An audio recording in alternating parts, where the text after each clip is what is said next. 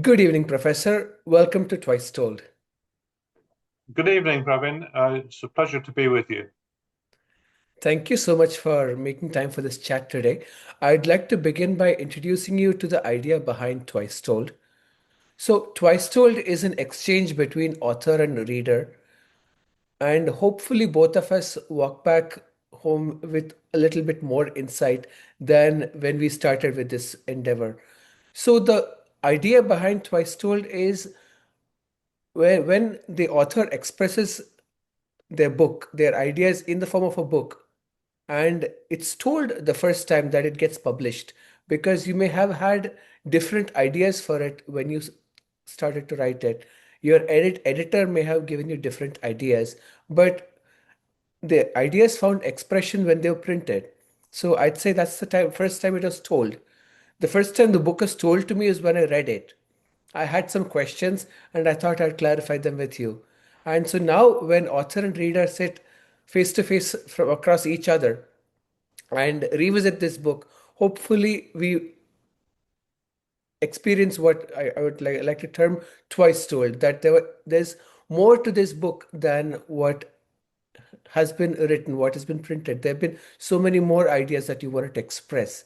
And so the idea is twice told. So thank you for agreeing for this conversation. Great, thank you. So I'd like to start off with my first question about what is an all-encompassing definition for capitalism? Okay, I think that's a good basic question. I think we need to think about what we're doing with definitions in this context. And for me, a definition crucially is a demarcation device. It enables us roughly to say we think is capitalism and what is not capitalism. Okay, now this is also always a matter of negotiation. Wittgenstein, the philosopher Ludwig Wittgenstein, said that words are used, the meaning of words are their usage. We use them socially. So definitions are negotiable, but we must first and foremost look to common usage and then refine if necessary. So in my book, I put 5 criteria for capitalism, and some are familiar, like private property and markets. But then we have choices about how we define it. And we must have, I think, have an eye on the historical span that we're trying to look at. If we take Marx, for example, he sees the rise of a proletariat, a working class, as crucial for capitalism.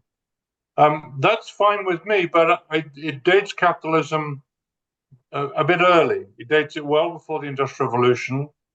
In England, which was one of the early capitalist countries where I am now, there was a working class, agricultural working class, from about the 14th century, from the middle of the 14th century onwards, after the Black Death. And that is much earlier than industrialization, which begins, as you know, in the 18th century. So we can include Marx's point about employment relationships between workers and capitalists or bosses as one key feature, but we need a better demarcation for the beginning. And for this, I turn to Schumpeter, the famous Austrian economist Joseph Schumpeter, who was inspired by Marx. He wasn't a Marxist. In fact, politically, he had very different views, but he actually said, what's the essence of capitalism? The essence of capitalism is finance. And that inspires me, and I bring finance in the definition as well. And by finance, we don't just mean the existence of money or banks. These are very old. They go back to ancient Greece, ancient Rome. What we mean is modern, sophisticated financial markets, including in particular markets for debt. And in the book, I look in detail how these evolved.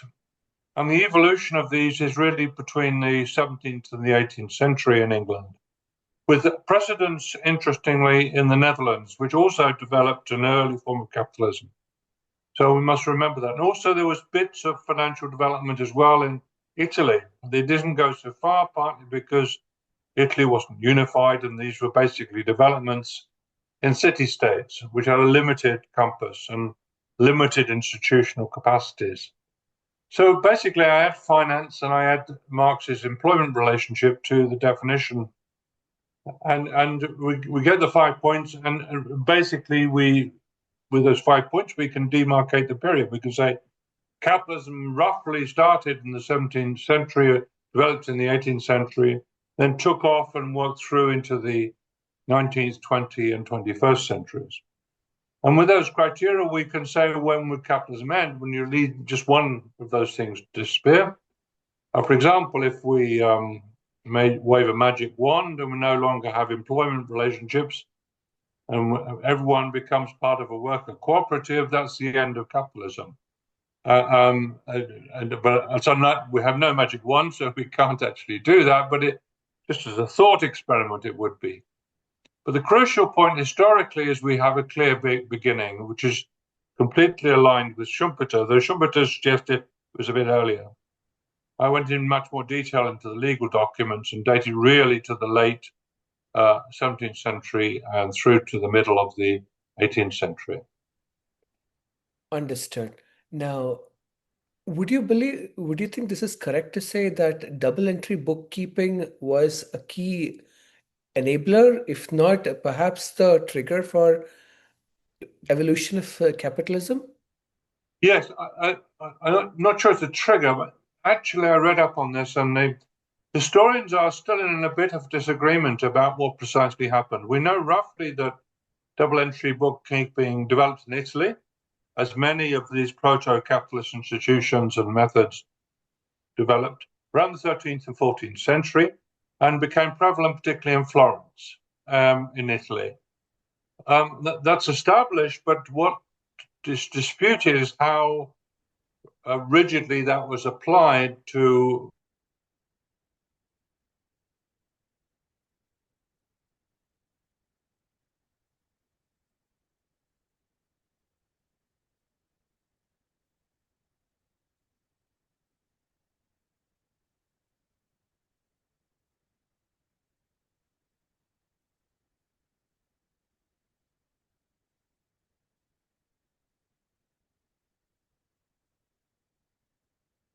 the some.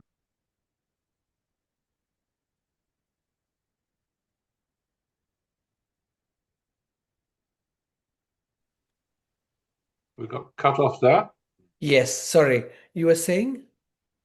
I was saying that we can be pretty sure that this double entry bookkeeping was beginning to be strong, if not dominant, in say English capitalism around about the early 18th century.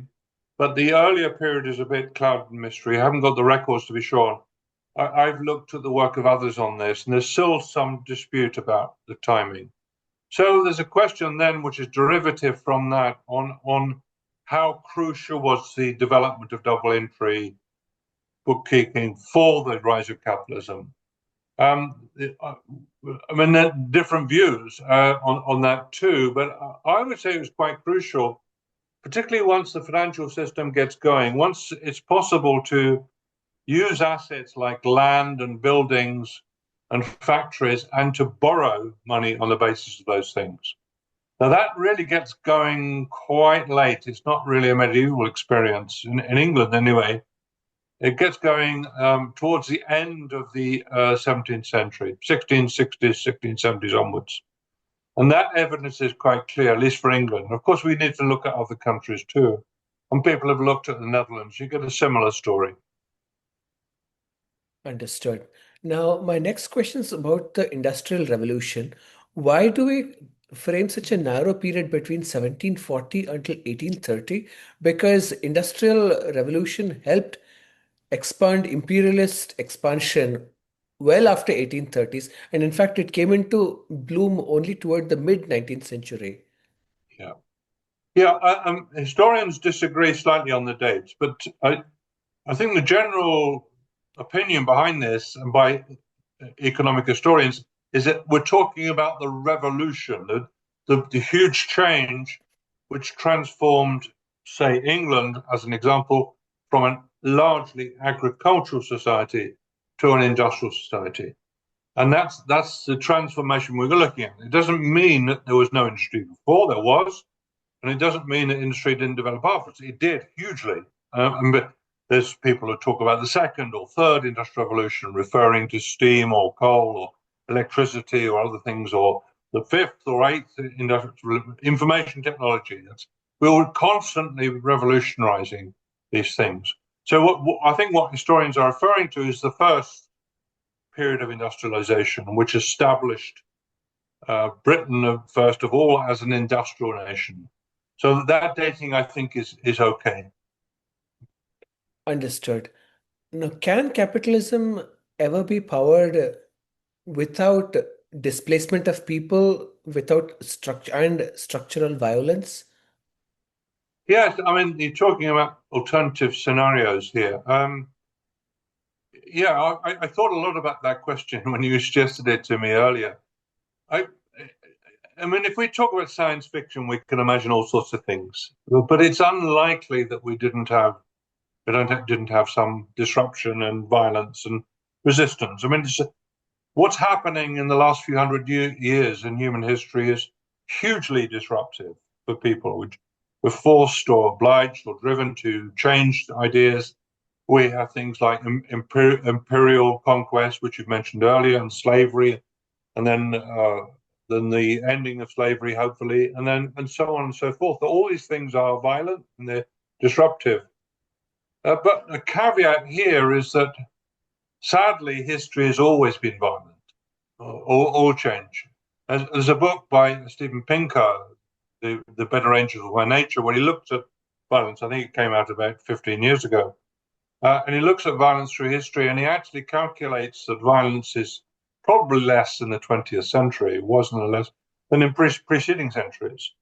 And he gives an explanation for that. And one is the rule of law, peacekeeping, and these kind of things. The world isn't perfect. Far from it. We still have wars going on this very minute.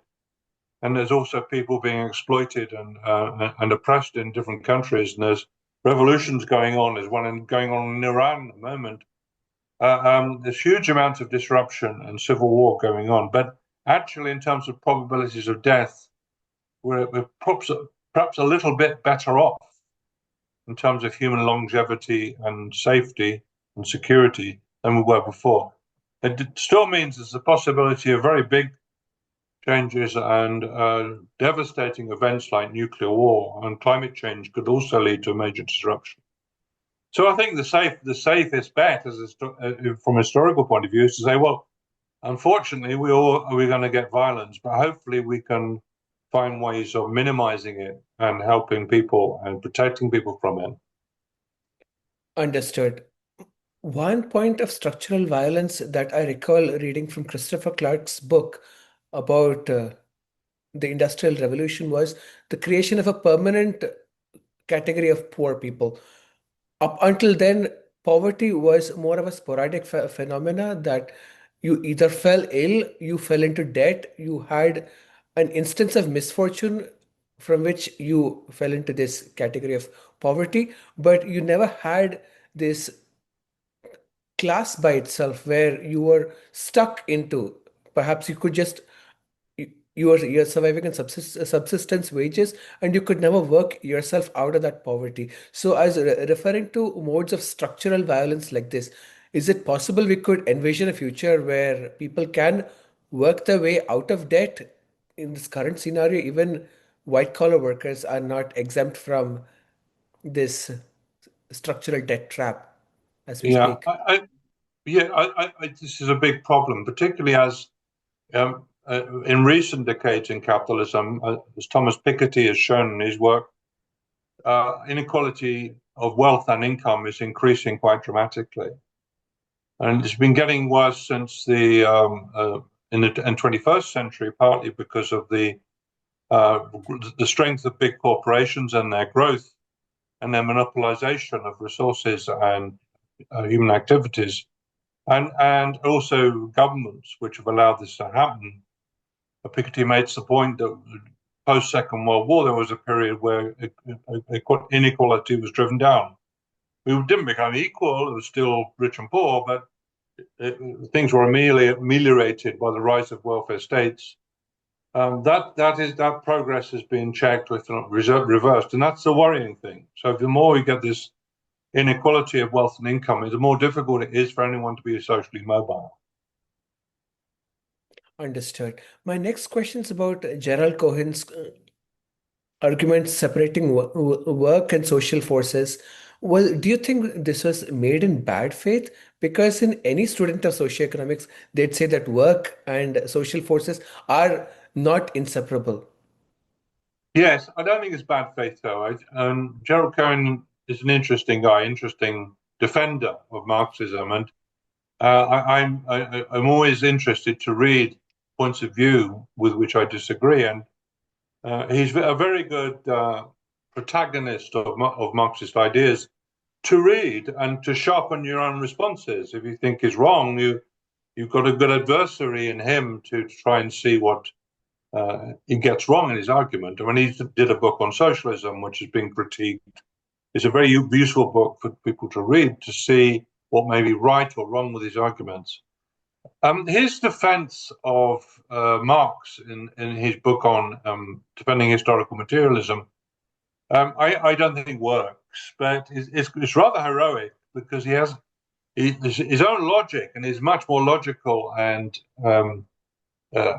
careful than some of the thinkers, is to force apart technology from social relations, basically. So he wants to he recategorizes these things. And I think this is trying to rescue something which is unrescuable in Marx. Marx had this reverence, as many people do quite rightly in some ways, for technology. But he talked about the productive forces. He has this image, going back to Marx, this image of driving productive forces, whatever those are, and then social relations, which are kind of battered and strained and eventually dispersed and replaced by new social relations as technology advances. And this gives Marxists a picture of change being driven by technology, particularly, and other things as well, with human agency being important as well. But I don't think that works. I think if you actually ask the question, what do you mean by productive forces? Making that separation, as you've hinted in your question, is very difficult to do. And it also fudges an issue which is of important wider concern, and that is technology is in part about knowledge, but a piece of technology to work, at least, you need someone knowledgeable and trained to use it. And that knowledge may require a long bit of long training or a short period. It's not the point. The point is it's particular knowledge. And I'm always interested in watching people work. I do work myself as well, but it's nice to observe other people and to see what skills they've got. I mean, if you invite someone round to a plumber to repair your plumbing in your home or an electrician, these people have got amazing skills. They may not have university degrees, but they've got really, really skills. Joiners. I mean, I was taught woodwork at school, but I really admire the joiners that come around so precisely using machine tools and so on. And they've got all that knowledge which is inbuilt. That's the technology. That's the thing that drives forward. It's not just the material stuff. It's the capacities of people to use it and to hold it as knowledge. And that knowledge is difficult to acquire. It requires some training, and it's not easily transferable. When I can ride a bicycle, or at least I did last time I tried, which is some time ago. But I can ride a bicycle. But if you ask me to explain, you can't ride a bicycle. Ask me to explain. I'll be look. How do I explain the way in which you avoid falling off? Okay, I could try something, but it wouldn't really get you going and make you safe if you attempted to ride a bicycle yourself. So this issue of knowledge is really important. And there's a passage in Marx where he's very cavalier about it. I think it's in the German ideology. He talks about under socialism, under communism, we will be fishing in the morning, we write poetry before lunch, and then we will become philosophers in the afternoon and painters in the evening. No division of labor, us being fluid. This is really quite utopian. In fact, unrealizable because we can't go through all those skill development processes. And that's why complex societies are so productive. because they achieve a division of labor. This is Adam Smith's argument about the importance of the division of labor, which increases productivity. I know there's lots of other caveats we have to add to that, but basically, Marx gets this wrong. He is a cavalier notion of knowledge, and this adds to other assumptions like the assumption in Marxism that it's readily obvious or relatively easy to plan an economy from the top. It's not. As Hayek and many others pointed out, assembling that knowledge is near impossible. It's localized, a lot of it's tacit. You can't make it all explicit. It's very difficult to do so. My bicycle example comes to mind there again. So central planning is a problem. So there's really an issue, I think. It's one of the central flaws of Marxism, the role of knowledge. And Cohen also makes that error, I think, in trying to separate the human agency and the relationships with each other that we need to work and develop as skilled people from the actual technology. And these are inseparable, I think. Now, we might get things which are autonomous. We've got AI, we've got robots and so on, but that doesn't undermine the point. There's still, at least for the foreseeable future, a need for social relations of human engagement with technology. I agree. That is a fantastic example about the bicycle, about how you cannot explain how to ride a bicycle. Yeah, My next question is going to be about Marx's division between proletariat and bourgeoisie. I, what are your thoughts on the fact that these are not two distinct bands as much as so much as a spectrum because there are so many different layers in between. But I get it. I understand where Marx is coming from.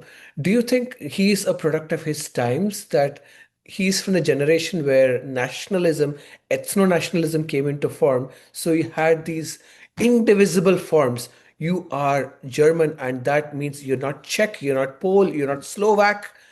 yeah. And is that what we find expression in his writings that way? I don't think it's necessary for a Marxist to be so rigid. I'm not defending Marx, but you can have this notion. I mean, the rhetoric of Marx and also Engels as well tends to stress this division, I think, for political purposes rather than for nationalist reasons. It's not like that. You're either German or English or whatever. It's not simple as that. Most Marxists I talk to still, most Marxists I remember in my way back when I was a student, would admit there's such things as a middle class. There's a set of people that are salaried, they're working, and they may have a bit of wealth.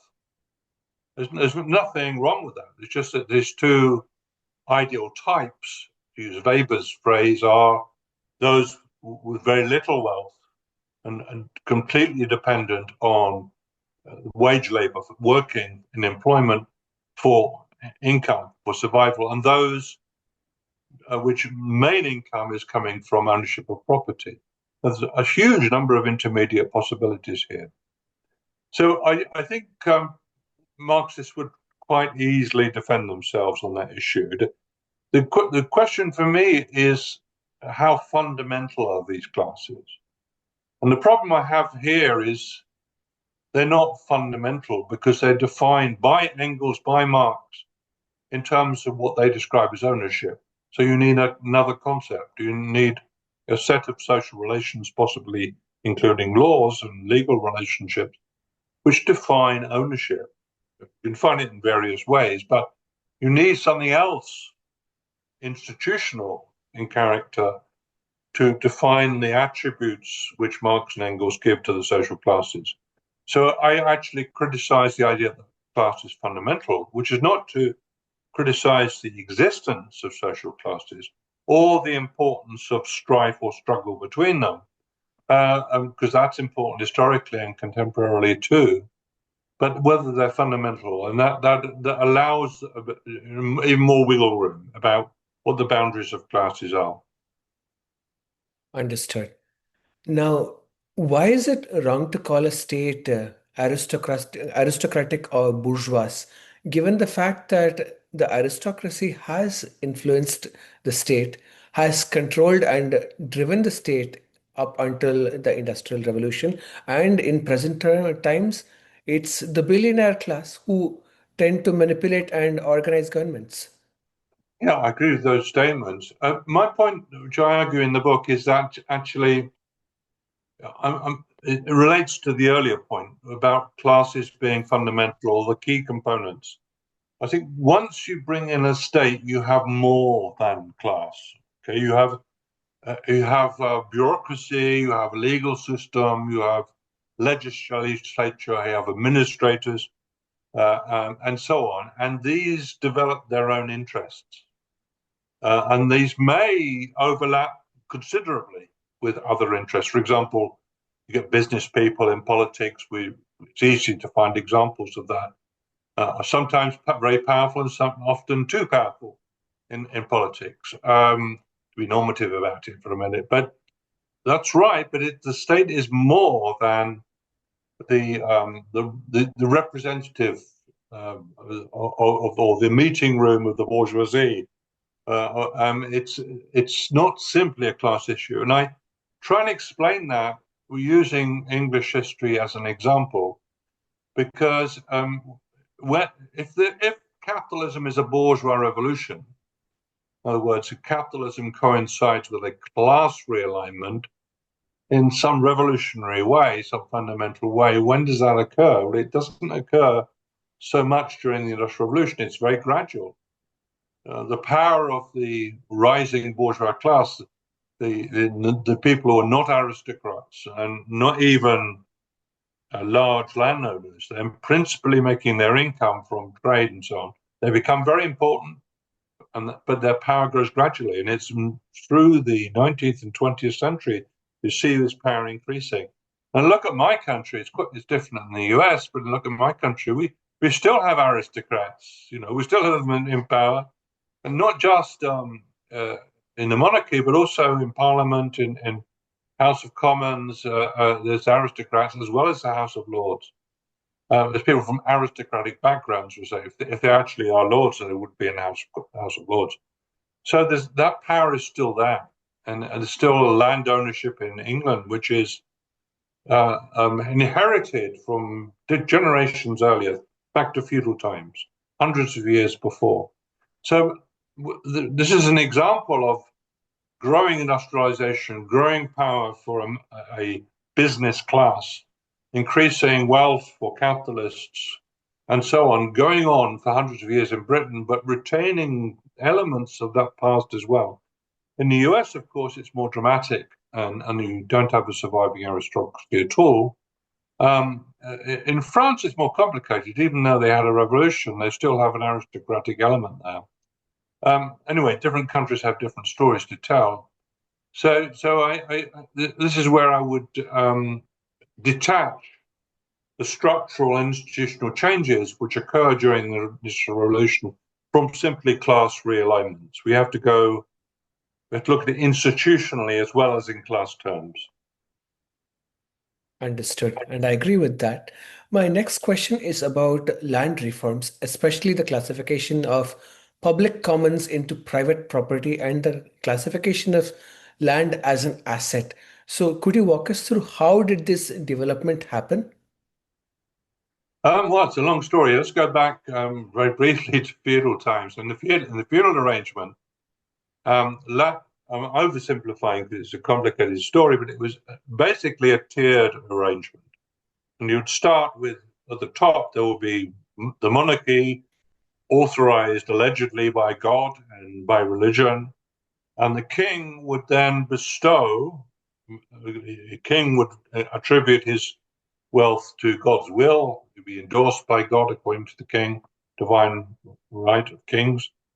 Then, amongst real people, he would then bestow rights and duties and parcels of land to go with them. So, William the Conqueror organized this in 1066, shortly after 1066, when he invaded, and he created a new class replacing the Anglo-Saxons, aristocracy, class of largely Norman nobility, and they were given large tracts of land, often counties.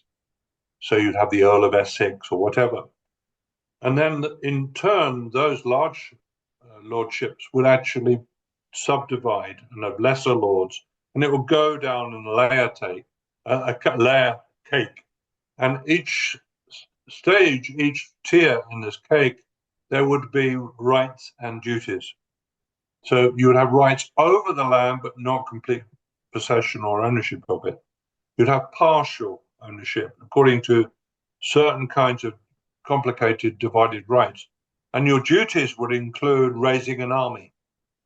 So if the king goes to war, either a civil war or a war abroad, they would say to the Earl of Essex, you must raise an army of so many people, as you've agreed, to fight my war for me, so our national. But that's the way it went. So you have all these tiers. Now that was abolished in 1660, right? So quite late. It lasted and it was messed around a bit in 1660. And that was the part of the settlement of the Restoration when Charles II came back after the Protectorate, like the Cromwellian Protectorate. So basically now we've got two tiers, right? We have the king still owns the land, but we are devolved, occupiers are devolved rights of use, which are particular, not universal rights, but rights of use and rights of property, rights to raise a mortgage on the land, all that kind of thing. So those transitions took a long time. They're still going on, and it's a delayering process, and it's also a process of commercializing the land. Does that answer your question enough, or do you want me to go into more detail? This is good enough. I understand that we can't. The topic of public commons and classification of land as asset would be a talk by itself, I understand. Yeah, But I could briefly mention about the commons. And what the commons was, it was many people think it was common ownership. It wasn't. Okay. The commons precedes the Norman invasion. It was common land before, and it would, by tradition and also in local law, there would be land set aside for use by the village. And the lord of the manor would still have some rights over that land, but by law and tradition, rights were devolved to the people in the village, and they could then take their sheep and cattle onto the commons, graze it, and so on. So that was a particular form of land ownership, which was interesting because it was allowed a community to be involved rather than individuals or individual families. understood. Now, regarding the classification of labor, collective labor as a unit or proletariat as a term, do you think this is perhaps an artifact from the medieval times where people or labor were dubbed serf? Um, I mean, depends exactly what you mean here. I mean, the idea of people working together in gangs is very old. It goes back to, I mean, slaves worked together in gangs to build monuments and so on. They were forced to do so, but they were actually cooperating amongst themselves most of the time to actually try and do those things. So this is really depends on the circumstances. We have examples of huge constructions in most countries of the world, including China, India, parts of Europe, and so on. We have hill forts here where I am in England on the hills, and these were constructed thousands of years ago. They required collective coordinated labor. So history sees many examples of labor getting together and working together in various ways, either by enforcement or by voluntary cooperation. Understood. Okay. So, because the first time that I read the term about proletariat, so this thought did occur that is this because not too long ago you had the classification of people as serfs. So, was that a direct attribution borrowed, is where my thought was coming from. Well, Marx is using a term from Roman history, and the proles, which are Roman slang usage where the people had no property. So he's borrowing that ancient Roman term to describe the working class as having no property. Um, serfs had probably more rights because they had rights over land. I'm not glamorizing or romanticizing serfdom. In some countries, serfdom was very severe and could involve arbitrary. A serf could be arbitrarily executed. Places like Russia. In England, that wasn't the case because there were legal protections on serfs. So it's quite possible for serfs to have certain rights, and they did have rights to access the land. They were born into servitude and they had a lord, and so for their life, unless they found a way of getting out of it, some did, getting a trade or skill or going into the church or something like that. But as long as they in that position as serfs, it wasn't a wonderful life, and was very short for various reasons. But they did have certain rights, and they had rights to use the land as the Lord had laid out according to laws, which govern the Lord's behavior to some degree. Again, I'm not making this too ideal. It's not an ideal situation at all. It's a very exploitative situation, but it's different from the case of a slave, which, at least in many cases, had no rights at all. Understood. Now, my next question is about capitalism as an invention, perhaps by the aristocracy, to protect and increase their wealth. What are your thoughts on this? Because I understand that there were a mercantile trading class who came up, who could rise up the ladder, so to speak. But do you believe that the aristocracy influenced them in co-opting them as the Oh yeah, nouveau riche?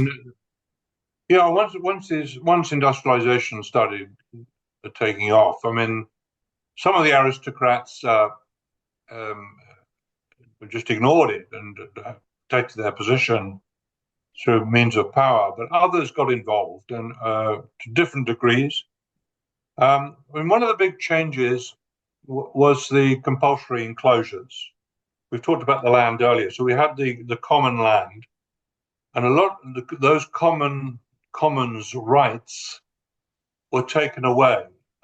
Sometimes by voluntary agreement, sometimes by force, but uh, going back to Tudor times. But crucially, around about the 1760s, you had a huge wave of parliamentary enclosures. This is the state parliament legislating enclosure by enclosure on specific cases using its powers. So that's not voluntary at all. It comes from parliamentary legislation. Now that was used a lot by aristocrats who had a lot of the land, and also by the gentry who owned a lot of the land, to create possibility of buying and selling land, which was previously they couldn't buy and sell because there's inheritance laws and inheritance rights, and the aristocrats protected their inheritance within the family for a great deal of the land. But if you've got a little bit of extra land, perhaps enclose the commons, legislation unfortunately removed the rights of the peasants and farmers on that land to use it. You could then use it to raise a loan. You could raise it to money and you could do all sorts of things with it, or you could sell it and you could make money. And so the aristocrats were engaged with this process of commercialization of land, particularly from the 1760s onwards, which is precisely the beginning of the takeoff of the Industrial Revolution. So my argument would be that these two things seem to be linked. The increasing mortgaging of land and use of land as a means of financing projects or selling it and using the cash in that way, with the rising industrialization. Because industrialization requires financial investment. The railways did, the factories did, the water mills did. All these things required quite substantial financial investment. And those with the cash and those with the resources to do that made the money and became more powerful because of that.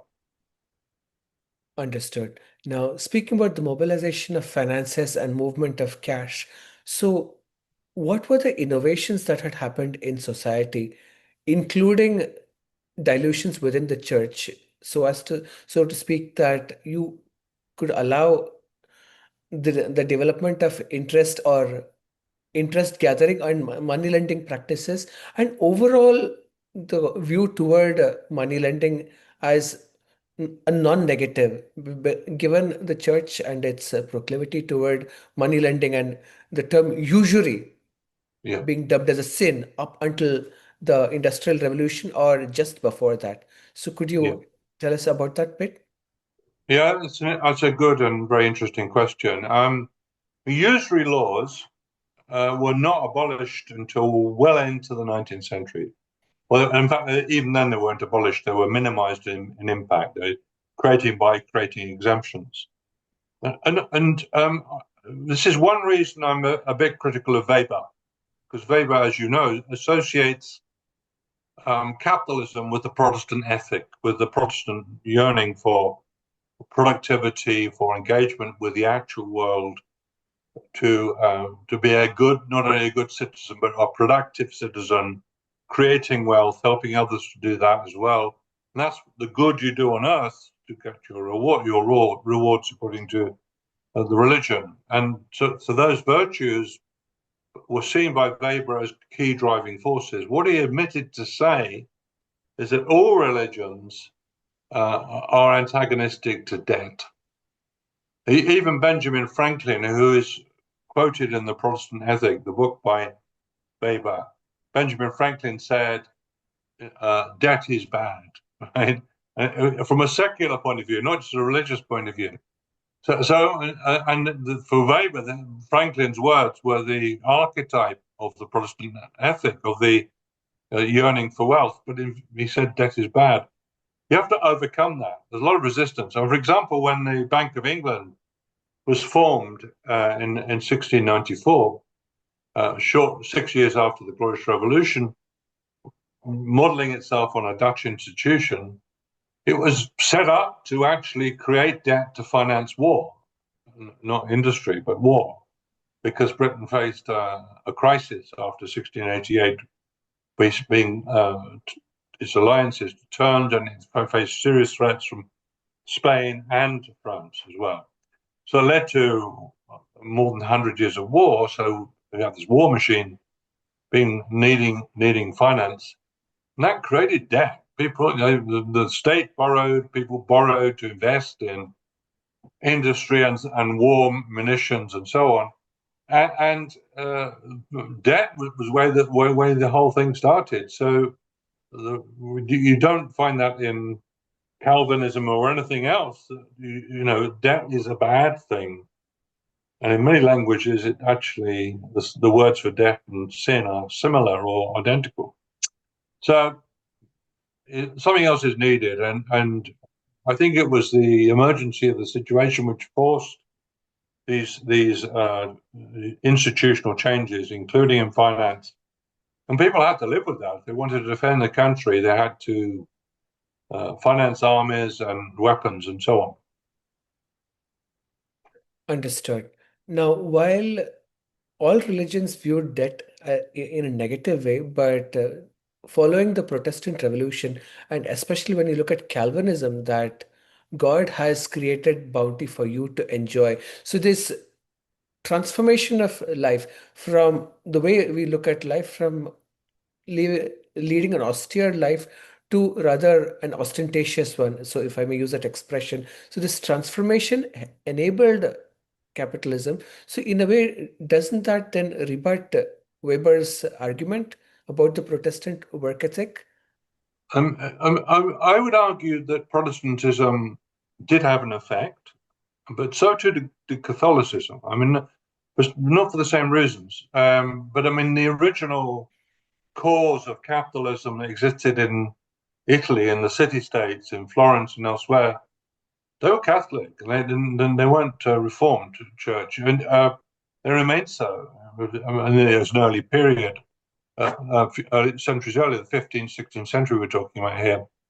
The Protestantism was important in Britain, in the British case, but some historians, of using real data, have argued that the important thing about Protestantism, it actually wanted people to be literate. And not literacy was not just for the rich, not just for the middle classes and above, for the professional classes and the aristocracy. Literacy for everyone, including women. And so everyone had the right to hear the word of God, to read the word of God in the Bible for themselves, in their language. And this is a big difference between Protestantism and Catholicism. So that may have had an effect, but it's the roots why, through which it has an effect is more thing to do with literacy than actually this worldview. I mean, the Protestant idea of the impulse, the need, the sacredness of doing things creatively on earth, partly for others, is partly not just for your own family, it's also to enhance general wealth and prosperity.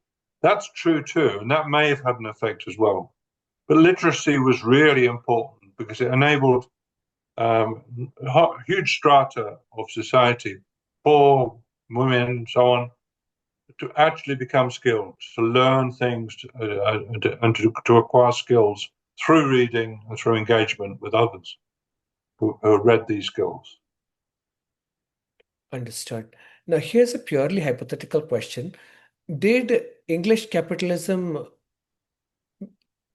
begin as a response toward raising money for financing its wars, especially from the 15th century onwards? What are your thoughts on that? Yeah, I mean, I would. My view of history is differs from people who see history as a linear development. In other words, a set of stages. And Marx saw history that way. He was fully aware of conflict between countries and wrote a lot about that. But his basic explanation is that you have these unfolding stages coming from within a system. So that's an important part of social and economic evolution, yes. But I would emphasize more than Marx and more than Schumpeter for that matter, the importance of external shocks and developments. And it's by these sort of semi-accidental developments that the British actually, for a while, got ahead. So 1688, which is a revolution led by a Protestant from the Netherlands, William of Orange, was a huge shock, and it forced Britain back onto a Protestant track, because under James II, there was the monarchy and the upper elite were drifting back towards Catholicism. So then again, that shows that religion is important. But having done that, having invaded successfully, when we could conjecture what happened if he hadn't. I mean, there's occasions when the fleet that William brought with him encountered bad weather. I mean, if it was forced to abandon the invasion because of that, it wouldn't have happened. Then Britain may have not have industrialized. It's a set of pressures coming from outside which changed things, and the forcing the Britain into alliance with another Protestant country, namely the Netherlands, Low Countries, and against Spain, created this period of war I've talked about. Not continuous, but it was a one war after another. And we can see that again in history. For example, the Black Death. The Black Death was a virus. It came from probably somewhere in Asia, maybe as far as China, but it did come, it moved westwards, arrived in Britain, and killed half the population. Now that undermined serfdom because it made labor more valuable, and therefore people could actually negotiate new conditions away from serfdom, either with their existing lords or by moving away. And that was a huge class transformation, if you want to use that term. And it was the beginning of the end of feudal Britain, feudal England.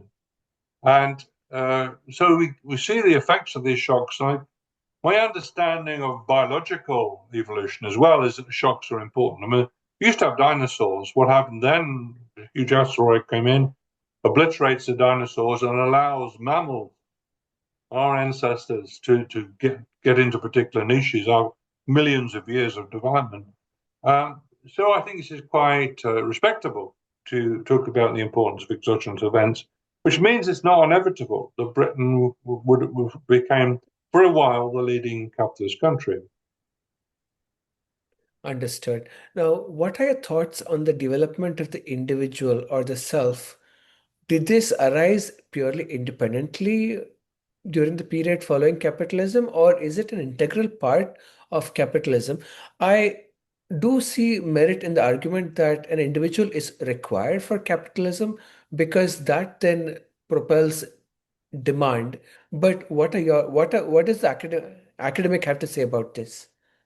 Yeah, I mean, this is an interesting question. I think there's some kind of stress on individuality, and that means individual rights, individual responsibilities, individual potential, and so on, is really thousands of years old. We can find it in Aristotle, for example. So Aristotle writes about the virtues of an individual. Well, what's a good person? What do they have to do?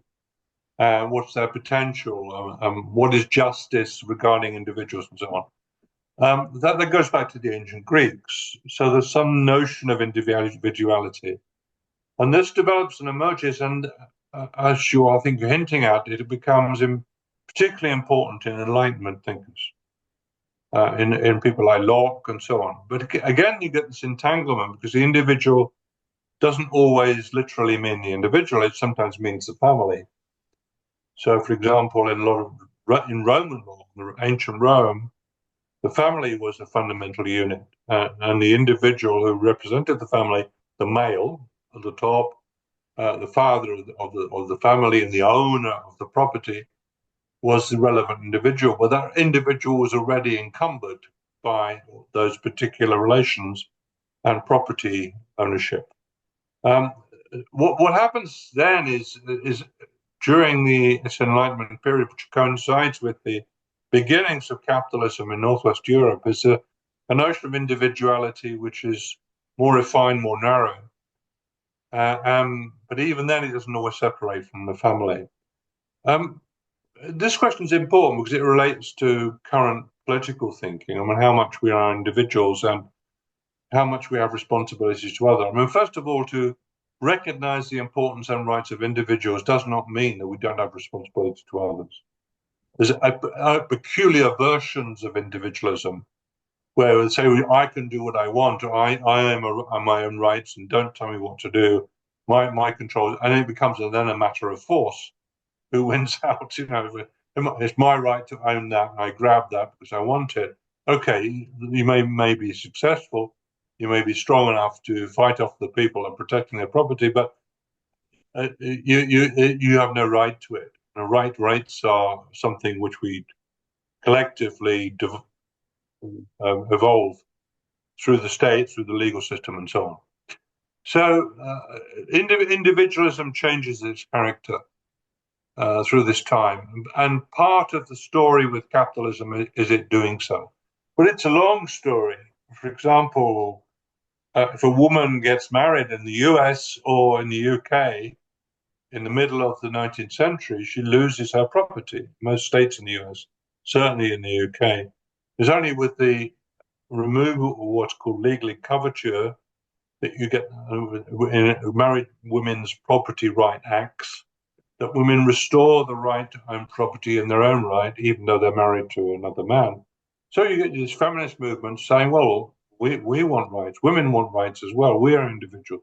So all this becomes very complicated, and it's an ongoing story. And I think politically, it's something we have, and morally, something we have to discuss today. But there's no doubt about the fact that capitalism gave greater impetus to this process. But also, incidentally, it created another kind of individual, and that's the corporate person, the legal fiction. So corporations are not owned by individuals. Even their shares, maybe the shares in the corporation, may be not owned by individuals. It could be owned by other corporations. You may have to go down several layers before you find real individuals like you and me. But corporate entities, legal persons, are really important in capitalism too. And that gets going in a sort of interrupted way and gets established towards the end of the 19th century. So corporate capitalism is, although the corporate form is much older, corporate capitalism becomes much more important in the latter decades of the 19th century. Understood.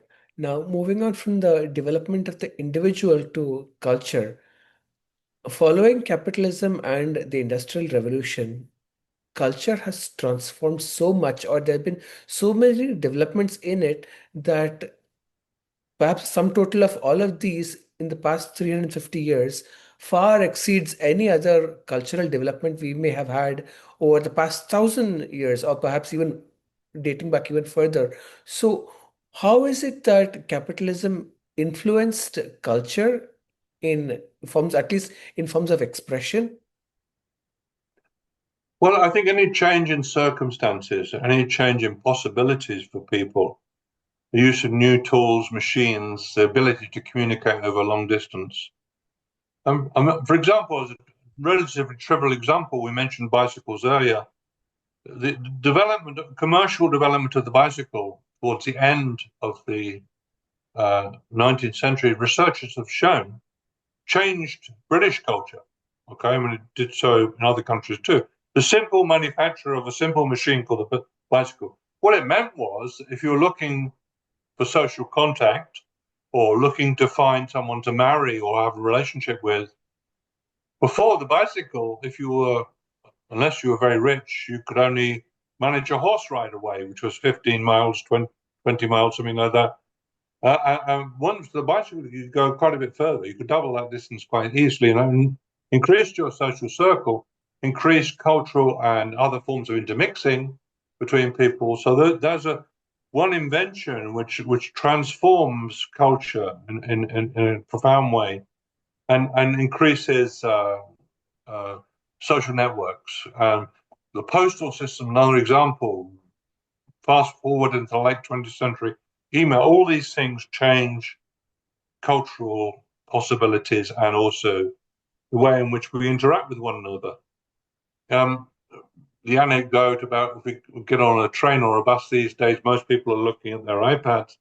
That's a cultural shift too, enabled by technology. You're not talking to each other or even staring at the scenery there, just looking at Twitter or something like that, or their WhatsApp messages.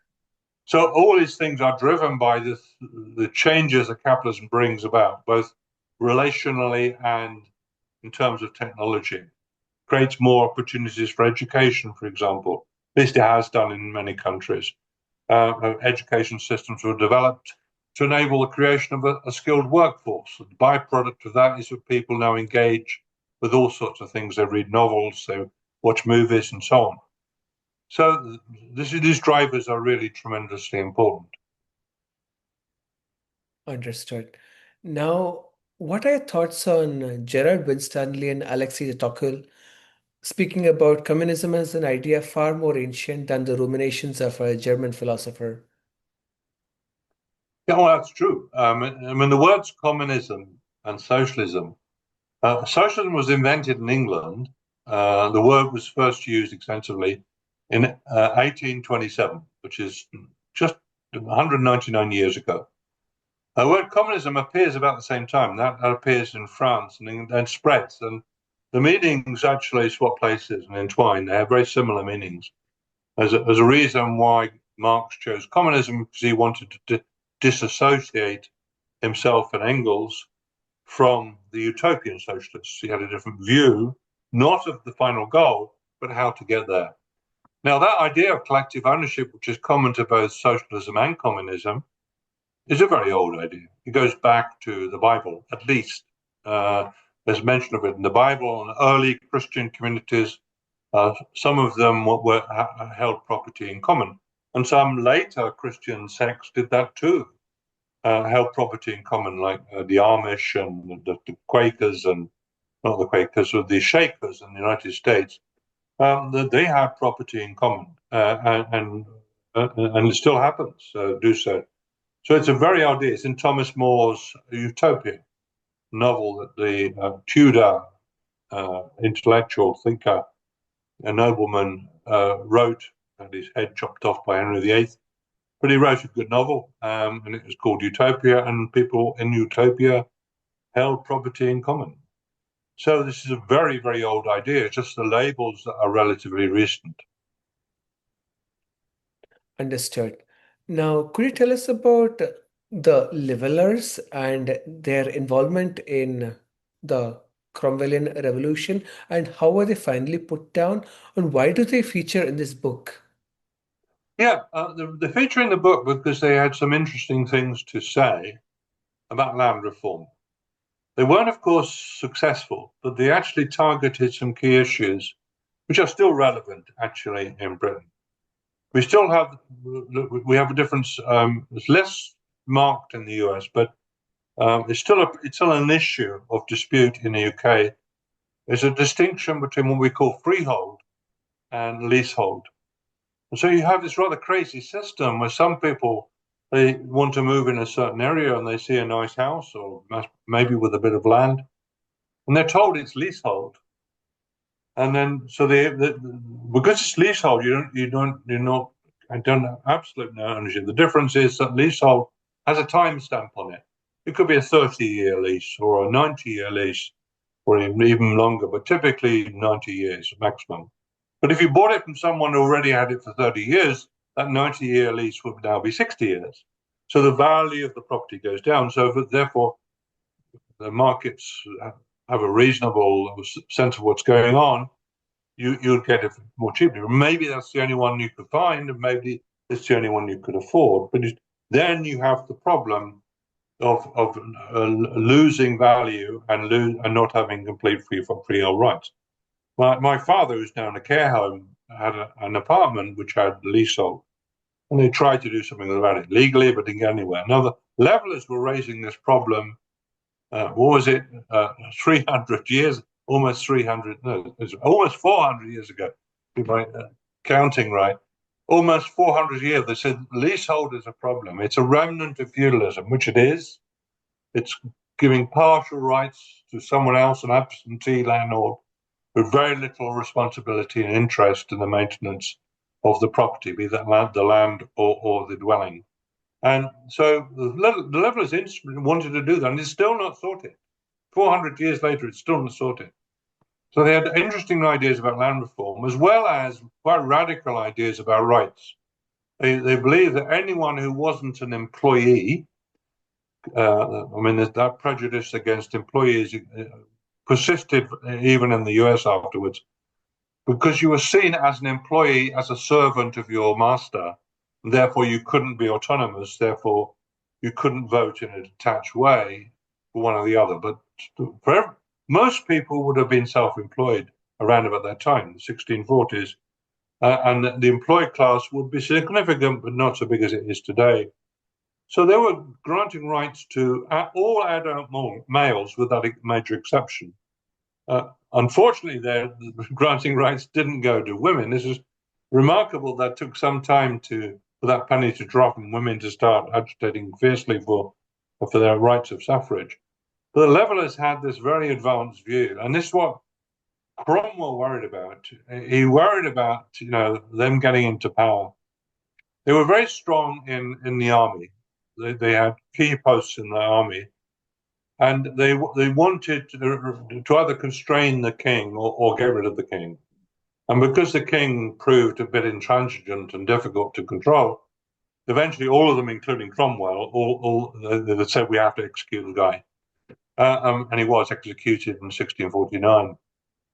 By which time the levelers were in decline, by the way. But the levelers had these important ideas which were relevant today. It's unlikely that the levelers, I think, would have prevailed over Cromwell. They had a lot of power briefly for a few years because of the army, but it depended on the army. And once there's no need for a permanent army, or at least it could be reduced in size, the leveler base was lost.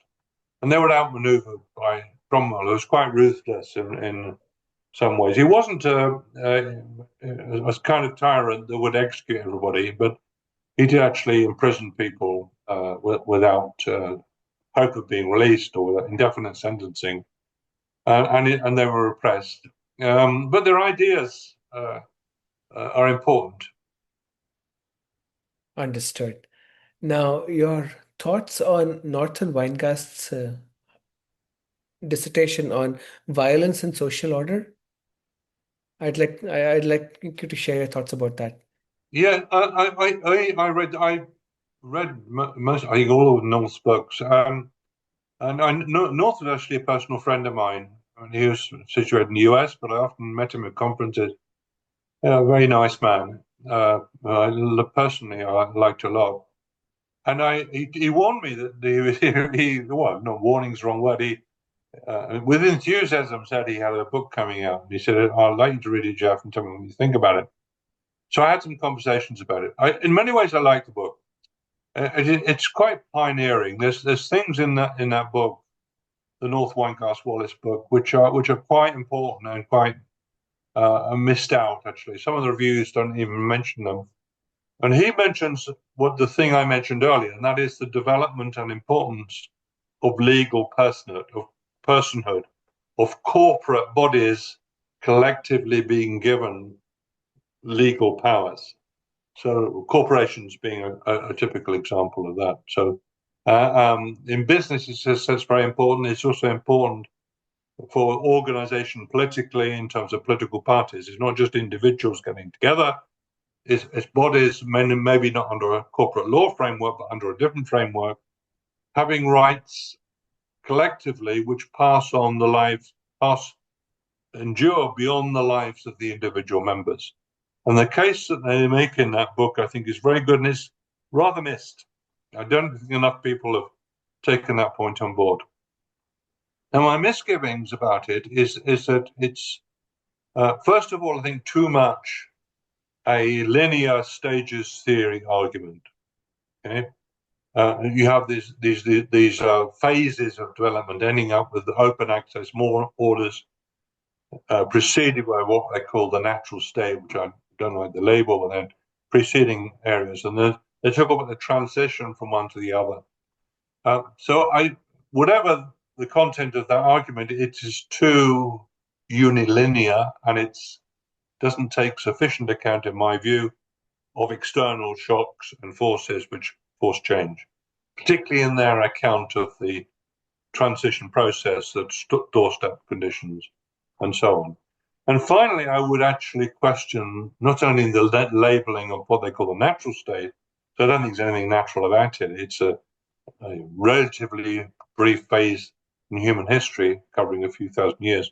But the open access order is problematic as well, because they say the open access orders were really basically fully developing by the middle of the 19th century. Well, the middle of the 19th century in the US, we had a huge slave population. Women didn't have the vote.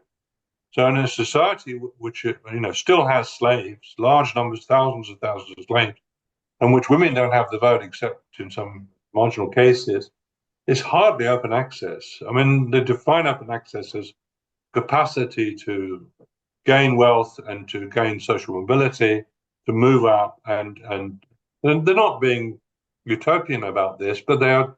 The criteria don't seem to be matched by their periodization. So, and there's a lot of people working on the inspired by this book, which are working on these very questions I'm raising. So I'm a bit skeptical, and I express my skepticism in my book, but I'm also very sympathetic to the kind of questions that they ask. Understood. My final question would be on your thoughts on present day capitalism and its evolution in the future. Wow, What might it yes. be like? Where's my crystal ball? Okay. I don't know. I mean, one has to read science fiction, and we're in such a crazy world at the moment. With the flip in policy, the breakup of international alliances, particularly emanating from the US, and also other things happening with Putin's invasion of Ukraine, destabilizing forces. Then we have the China going rapidly forward, and questions about whether it can continue with the same institutions. to develop in the way it's developing. Um, so I think to try and answer that question doesn't really tell us a great deal, but I would try and unpack it, and I do that in my not in the Wealth of a Nation book, but I do it in a preceding book called Conceptualizing Capitalism, and I talk about well, we've got to answer questions like what is China's potential for development? Because if China goes the way that some people it's going to go, and that is to not only overtake the West in terms of standards of living, it's way behind actually now. It's still quite way behind. But if it were to develop rapidly and overtake the West, so the average standard of living of a Chinese person would be the same or more than in the West, even in the US and the richer Western countries. If that were to happen, and China also were to have military power and influence and dominate trade, it really has a strong position, but even more dominant in terms of trade. Well, China then would dominate the world, and the future of capitalism would be something related to what comes out of China. And capitalisms are very different. Chinese capitalism, if we can call it that, is very different. Japanese capitalism is very different. Japanese is inbuilt a more collective and cooperative culture.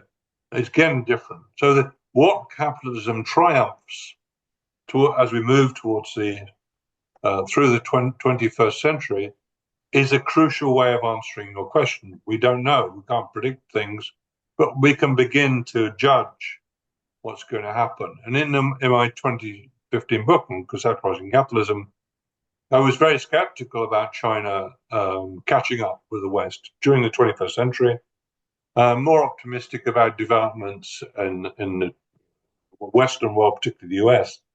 But that was written before Trump, okay? So wouldn't before Trump tore apart the protocols of Western cooperation and international order. And so really everything's up to grabs. I mean, what's going to happen with the US? Um, uh, Lots of people answering that question and some conjectured answers, but really now the world is very, very uncertain and it's very difficult to say. Well, what's kind of scenarios? Well, we could have on the pessimistic side, we could have an increasing growth of corporate power and inequality of wealth, which must at some point lead to destabilization. I mean, the amount of power with social media that some of these corporate giants are exercising is already challenging and undermining democracy. So we could come to a post-democratic phase, even in Western capitalism. When China's already there, it never was fully democratic, but it's already non-democratic capitalism. That could happen. Now, that means that the basis for legitimation of order is challenged too. There's no longer a single religion to do that work for us. And there's also multiple ideologies and multiple backgrounds for people. And there's different cultures, regionally, ethnically, and all sorts of things. And so how can these societies hang together when there's no longer a democratic process which legitimates order? That becomes quite scary. So you're younger than me. You're probably going to see more of this than I am. So, it's really quite a scary world. We may be entering in a few years' time. I agree. And unfortunately, I agree with you that it is scary. It has been scarier than what has been for the previous generations, but there's also optimism for hope and change, change for good. Yes. But I mean, I'm fortunate. I was born just after the Second World War. So I was born at the birth of a long period of relative stability. Of course, all sorts of awful things happened. There were wars, Vietnam and the Cold War and the threat of nuclear conflict. Yeah, but we at least had some degree of peace, which is now threatened. And also democracy seems secure, at least in the countries that achieved it. I agree. Now, are there new books coming out? I read about your latest book, Marks and Markets. Are there any other books coming up after this? Yeah, from Marx to Marcus was my intellectual biography, which I had to pluck up courage to write, but I enjoy writing, and I was pleased to see it come out. I came out earlier 2020, just under a year ago. Well, I'm working on a very big book now called Legal Institutionalism, which draws on some of the ideas in my Wealth of a Nation book and also in the Conceptualizing Capitalism. But it's not specifically related to capitalism as such, although I talk a lot about what capitalism is. The basic argument in the book is that economists, social theorists, sociologists, historians should pay more attention to legal structures, how they've evolved through time. And with core legal concepts like property, contract, legal personhood is something I've mentioned as well. These are not the only things that matter. Other things like culture, you mentioned, is very important too. Social class is very important too. But legal structures, I think, are indeed very important.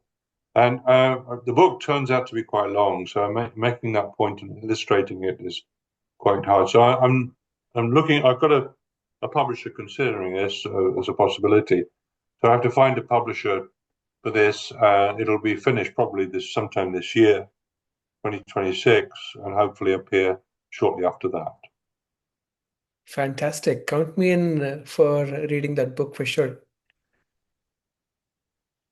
You're welcome. It's been a pleasure talking to you. Thank you, Professor Hodgson. This was a fantastic conversation. Thank you for Great. making time for this and for authoring this book. Okay. Thank you. Talking. Thank you. Bye bye. Bye bye.